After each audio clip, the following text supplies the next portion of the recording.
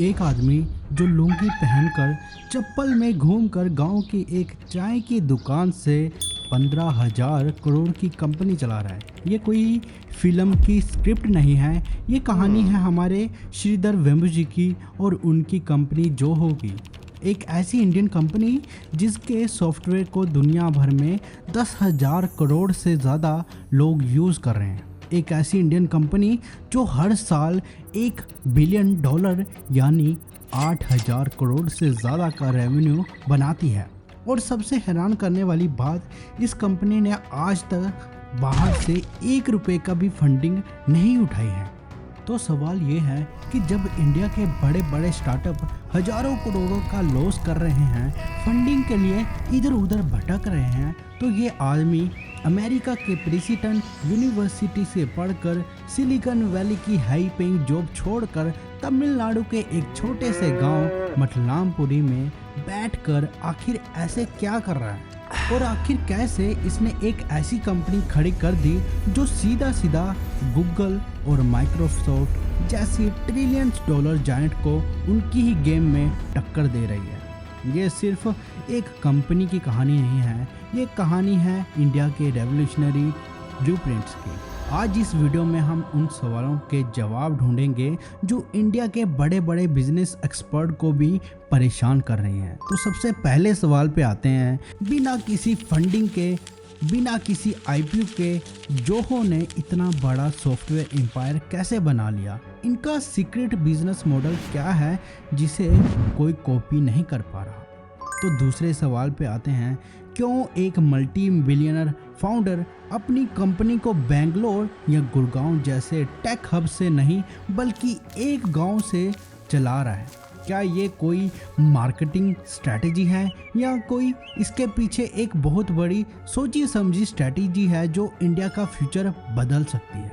तो बात करते हैं तीसरे सवाल की, जो कि सबसे बड़ा सवाल है, क्या जोहो सच में इंडिया का अगला गूगल या माइक्रोसॉफ्ट बन सकता है या फिर ये सोशल मीडिया पे सिर्फ ट्रेंडिंग पे चल रहा है? इन सवालों का जवाब आपको हैरान कर देंगे, क्योंकि जोहो की स्ट्रेटजी को समझने के लिए हमें टाइम के थोड़ा सा पीछे जाना होगा। तो ये कहानी शुरू होती है 1990s में। श्रीधर वेम्बुजी एक typical middle class Tamil family से बिलोंग करते हैं और ये एक ब्रिलियंट स्टूडेंट रहते हैं। इनकी स्टडी आईआईटी मद्रास से और फिर इन्होंने पीएचडी अपनी अमेरिका के प्रेसिडेंट यूनिवर्सिटी से की। पीएचडी के बाद उन्होंने सन डिएगो की फेमस टेक कंपनी क्वालकॉम में हाई पेइंग जॉब मिल गई। लाइफ बिल्कुल सेट थी इनकी, अमेरिका ड्रीम पूरा हो रहा था इनका। लेकिन वेम्बुजी के दिमाग में कुछ और ही चल रहा था। वो देख रहे थे कि अमेरिका में इंटरनेट रेवोल्यूशन शुरू हो चुका है। कंपनी जैसे सिस्को, सन माइक्रोसिस्टम दुनिया बदल रहे थे और उन्हें एक बात खटक रही थी। वो सोचते थे कि इतने ब्रिलियंट इंडियन इंजीनियर्स अमेरिका आखिर इन कंपनीज को क्यों बना रहे हैं? वो सोचते थे कि हम world class technology product India में क्यों नहीं बना सकते? यह सवाल उन्हें सोने नहीं देता था। और फिर 1996 में उन्होंने एक फैसला किया जो उनके दोस्तों को पागलपन लगा। उन्होंने सिलिकॉन वैली की जॉब छोड़ दी और अपने भाइयों के साथ मिलकर चेन्नई के एक छोटे से अपार्टमेंट में एक कंपनी शुरू की।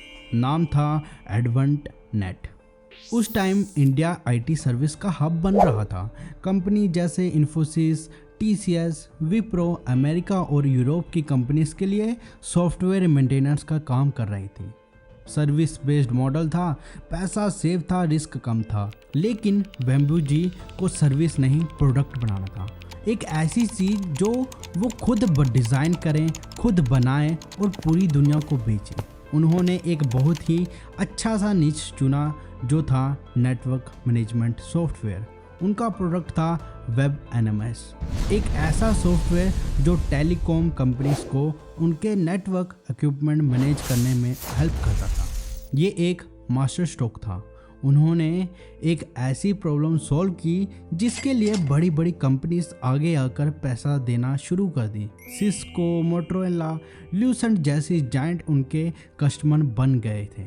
एडवेंटनेट प्रॉफिटेबल होने लगी थी। सब कुछ आसमान की ऊंचाइयों पर था और फिर आया साल 2001, the dot com bubble burst. America की 90% कंपनी जो एडवेंट नेट की कस्टमर थे वो रातों रात बैंकरप्ट हो गए। रेवेन्यू जीरो हो गया, कंपनी कोलैप्स होने की कगार पर आ गया था।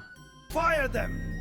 Cut costs now! श्रीधर वेम्बुजी ने वो किया जो कोई भी सीईओ नहीं करता। उन्होंने एक मीटिंग बुलाई और कहा, हम किसी को भी नहीं निकालेंगे, हम सब साथ हैं, हम इस तूफान से एक साथ लड़ेंगे।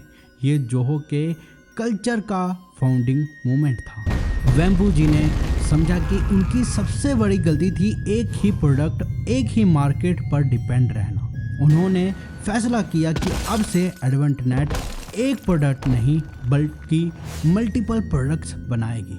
उन्होंने अपने इंजीनियर्स को अलग अलग टीम्स में बांट दिया। एक टीम को बोला तुम एक वर्ड प्रोसेसर बनाओ, दूसरे को बोला तुम स्प्रेडशीट बनाओ, और सबको अलग अलग काम दे दिया। धीरे धीरे इन छोटे छोटे एक्सपेरिमेंट से एक नया विज़न ने जन्म दिया, द विज़न ऑफ जोहो। 2005 में एडवेंटनेट ने अपना नाम बदलकर जोहो कॉरपोरेशन कर दिया और उन्होंने एक ऐसी स्ट्रेटजी अपनाई जो सीधा सीधा माइक्रोसॉफ्ट और गूगल को चैलेंज करती थी। देखिए, माइक्रोसॉफ्ट ऑफिस बेचता है, Word, Excel, PowerPoint. Google ने भी जी सूट लॉन्च किया, जैसे कि डॉक्स, शीट्स, स्लाइड्स। ये कंपनी आपको 3 से 4 टूल्स एक पैकेज में देती थी। जोहो ने कहा, एक बिजनेस को चलाने के लिए सिर्फ 3 से 4 टूल नहीं, 40 से 50 अलग अलग सॉफ्टवेयर लगते हैं। अगर आप इस सारे टूल्स अलग अलग कंपनी से खरीदोगे तो आपको बहुत ही महंगा पड़ेगा और उन्हें समझने के लिए बहुत ज़्यादा टाइम लगेगा। जोहो ने कहा, हम आपको ये सारे 50+ टूल एक ही जगह एक ही सब्सक्रिप्शन में देंगे। इसे उन्होंने नाम दिया Zoho one, the operating system for businesses. उनकी प्राइसिंग इतनी डिसरप्टिव थी कि उनके कंपटीटर के होश उड़ गए। जहां सेल्सफोर्स एप्स एक यूजर्स के लिए पर मंथ $150 चार्ज करता था, वहीं जोहो वन आपका 50 से ज़्यादा ऐप सिर्फ $35 में दे देता था। गेम बदल चुका था। ये जोहो की कहानी का सबसे अनबिलीवेबल पार्ट था। लेकिन अब भी एक सवाल बाकी था। इतने सारे प्रोडक्ट बनाने के लिए, इतना रिसर्च और डेवलपमेंट करने के लिए पैसा कहाँ से आ रहा था?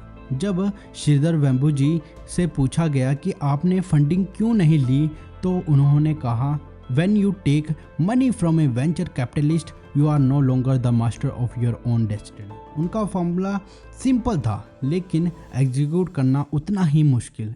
एक प्रोडक्ट से शुरू करो जो पहले दिन से प्रॉफिटेबल हो जाए। उस प्रॉफिट को निकालो मत, उसे यूज़ करो, री इन्वेस्ट करो प्रोडक्ट बनाने में। धीरे धीरे 1 से 2, 2 से 4 इन्होंने प्रोडक्ट बनाना शुरू कर दिए और प्रोडक्ट को प्रॉफिटेबल भी बना दिया। प्रोडक्ट इतना अच्छा बना कि लोग वर्ड ऑफ माउथ से आना शुरू कर गए। इस स्ट्रैटेजी को बूटस्ट्रैपिंग एंड एम्पायर कहते हैं। इसमें टाइम लगता है, इसमें पेशेंस चाहिए, लेकिन जब कंपनी बनती है तो उसकी नींव इतनी मजबूत होती है कि कोई तूफान उसे हिला नहीं सकता। .com बस्ट भी नहीं। लेकिन श्रीधर वेम्बुजी अभी भी आगे का सोच रहे थे। उन्हें इंडिया के टेक इंडस्ट्री में एक बहुत ही बड़ी प्रॉब्लम दिख रही थी और उस प्रॉब्लम का सलूशन उन्हें बेंगलोर के फैंसी ऑफिस में नहीं बल्कि तमिलनाडु के एक गांव में मिला। 2019 में श्रीधर वेम्बुजी ने चेन्नई छोड़ दिया और अपनी लाइफ और अपनी कंपनी का हेड ऑफिस तेनकासी डिस्ट्रिक्ट के एक छोटे से गांव मथलामपुरी में शिफ्ट कर दिया। इसके पीछे उनकी एक गहरी फिलॉसफी है जिसे वो कहते हैं ट्रांसनेशनल लोकलिज्म। वो कहते हैं इंडिया की सबसे बड़ी प्रॉब्लम है गांव से टैलेंटेड लोग शहरों में आते हैं क्योंकि जॉब वहीं है। इससे शहर ओवर क्राउडेड हो जाता है, पोल्यूशन बढ़ता है, लाइफ स्ट्रेसफुल हो जाती है और गांव खाली हो जाते हैं। उन्होंने सोचा, व्हाट इफ़ हम हाईटेक जॉब्स को गांव में ले जाएं, बजाय इसके कि गांव के लोगों को जॉब्स के लिए शहर भेजना पड़े। उन्होंने तेनकासी में लोकल लोगों को हायर किया। आज जोहो के पास 15,000 से भी ज़्यादा एम्प्लॉयज़ हैं। 2,000 से ज़्यादा उनके रूरल ऑफिस में काम करते हैं। ये लोग अपने परिवार के साथ रहते हैं, लोकल इकोनॉमी में कंट्रीब्यूट करते हैं और एक बेटर क्वालिटी ऑफ लाइफ जीते हैं। लेकिन उन्होंने एक और ऐसी चीज़ की जो इंडिया के पूरे एजुकेशन सिस्टम पर एक सवाल खड़ा करता है। जो हो 12th पास स्टूडेंट्स को लेता है जिनके अंदर क्यूरियोसिटी और प्रॉब्लम सॉल्विंग का पैशन होता है। इन स्टूडेंट्स को 2 साल तक ट्रेन किया जाता है। 2 साल के बाद ये स्टूडेंट किसी भी IIT ग्रेजुएट से कम नहीं होते हैं और उन्हें सीधा जोहो के सॉफ्टवेयर इंजीनियर की जॉब मिल जाती है। और आज जोहो के हजारों इंजीनियर उन्हीं जोहो स्कूल से निकले हुए हैं। तो अब हम आते हैं आखिरी और सबसे बड़ा सवाल पर, क्या जोहो अगला गूगल या माइक्रोसॉफ्ट है? Let's look at the fact. Google की स्ट्रैटेजी है सर्च एंड एड्स। उनका वर्क स्पेस उनके एड बेस्ड इकोसिस्टम का एक हिस्सा है। माइक्रोसॉफ्ट की स्ट्रैटेजी है एंटरप्राइज। उनका विंडो और ऑफिस सॉफ्टवेयर दुनिया के 90% कंप्यूटर्स पर चलता है। ये दोनों कंपनीज डाटा को सेंट्रलाइज करते हैं। उनके बड़े बड़े डाटा सेंटर्स, बड़े बड़े टेक हब्स हैं। अब जोहो को देखिए। पहला डिफरेंस है बिजनेस मॉडल। जोहो का बिजनेस मॉडल एडवर्टाइजिंग पर नहीं है। वो साफ कहते हैं we don't own your data, we will never sell your data for ads. दूसरा डिफरेंस है फिलोसफी। जहां माइक्रोसॉफ्ट और गूगल टैलेंट्स को सिलिकॉन वैली या बेंगलोर में ढूंढते हैं, वहीं हमारा जो हाई टेक जॉब्स के लिए टैलेंट्स को पास करने के लिए गांव से गरीब लोगों को उठाता है। तो देखिए, जोहो शायद अगला गूगल या माइक्रोसॉफ्ट ना बने, क्योंकि वो बनना ही नहीं चाहता। गूगल या माइक्रोसॉफ्ट 20th सेंचुरी की कंपनीज हैं जिनका मॉडल टैलेंट को शहरों में ढूंढता है। वहीं हमारा जोहो एक 21th सेंचुरी की कंपनी है जो एक नए मॉडल दुनिया के सामने रख रहा है। ये सिर्फ सॉफ्टवेयर नहीं बेच रहे, ये एक उम्मीद बेच रहे हैं। एक उम्मीद कि आप अपना काम अपने गांव से ही कर सकते हैं। अपना परिवार छोड़कर हमें बाहर नहीं जाना होगा। श्रीधर वेम्बू की लुंगी और उनकी 15,000 करोड़ की कंपनी इस बात का सबूत है कि हमें इंडिया को सिलिकॉन वैली को कॉपी नहीं करना है। हमें खुद का, अपना खुद का तनकासी वैली जैसे कई सारे वैली को बनाना है।